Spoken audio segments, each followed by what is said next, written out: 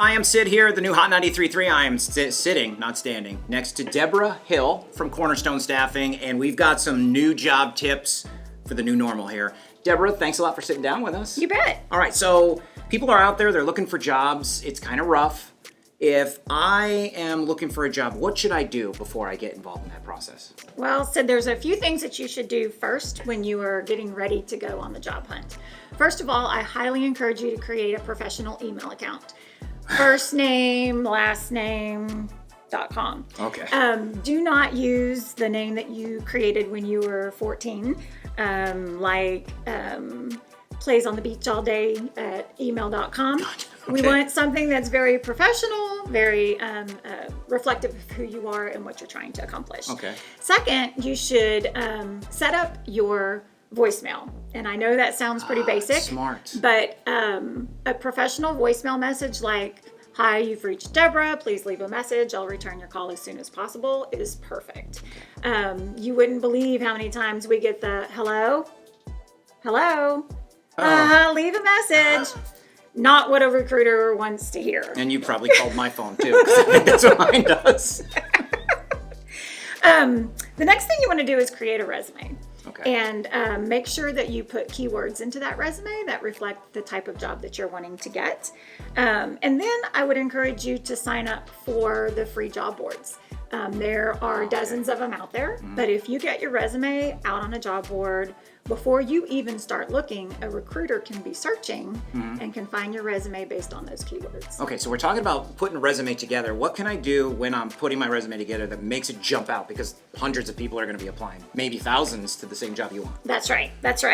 The best advice that I can give you, Sid, is to keep it simple. Okay. You don't need to put a lot of graphics on your resume. You don't need to put a bunch of different colors on your resume. Keep it simple. You have to understand that a lot of companies use what's called an applicant tracking system to keep track of all of the resumes that they get. Wow, okay. And they parse or upload your resume into it. So if it has all of that extra stuff in it, it gets messed up during the parsing phase, and you actually may not end up in their database at all. Okay, so what if you're applying for a real creative position? Like, I got a resume once that was written in crayon, which was really creative, but not so much for certain industries. Is that Right. okay for...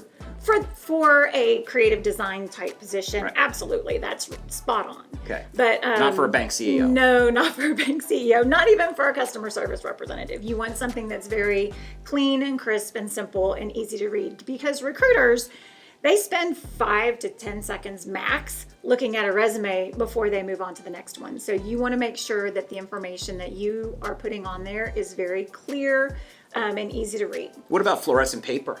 That'll stand out. Well, it's a digital world, so they wouldn't even okay. see that.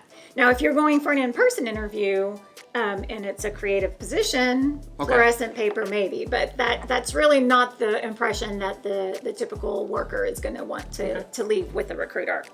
You're going to want to write a resume for the job that you want. And I know I've heard a lot of people complain about I have to write more than one resume.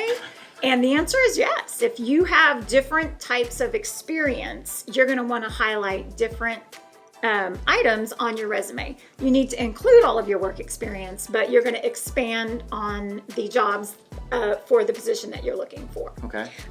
You want to use lots of keywords. And keywords are the same words that you're going to find in the job description.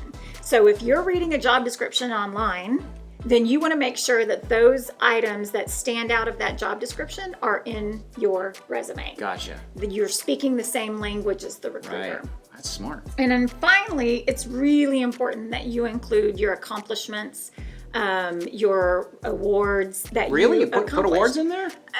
as part of the job description. So for example, instead of just saying I was in sales or I sold widgets, you would want to say I sold 5,000 widgets to Fortune 500 companies, and I was rewarded with Salesperson of the Month. Gotcha. So you include that information as part of the job description. Understood. Cool.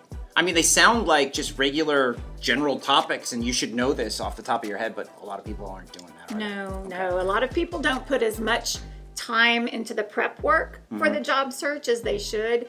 And those are things that I'm telling you a recruiter looks for. and they're really important. The other thing that's super important is to make sure that your resume doesn't have any typos. Yes. Misspelled words or punctuation. That is the fastest way to get your resume passed over. Yeah. Because they see that and they think immediately no attention to detail. I always give my resume to somebody that I trust Yes. that can spell. Because Yes. again, when you're too close to it, you don't. Right. Yeah, sometimes it's Right. spelling. All right, so that's Deborah Hill from CornerStone Staffing, and we're giving you some new job tips for the new normal. We'll have many more videos right here, so make sure you come back here at Hot 93.3.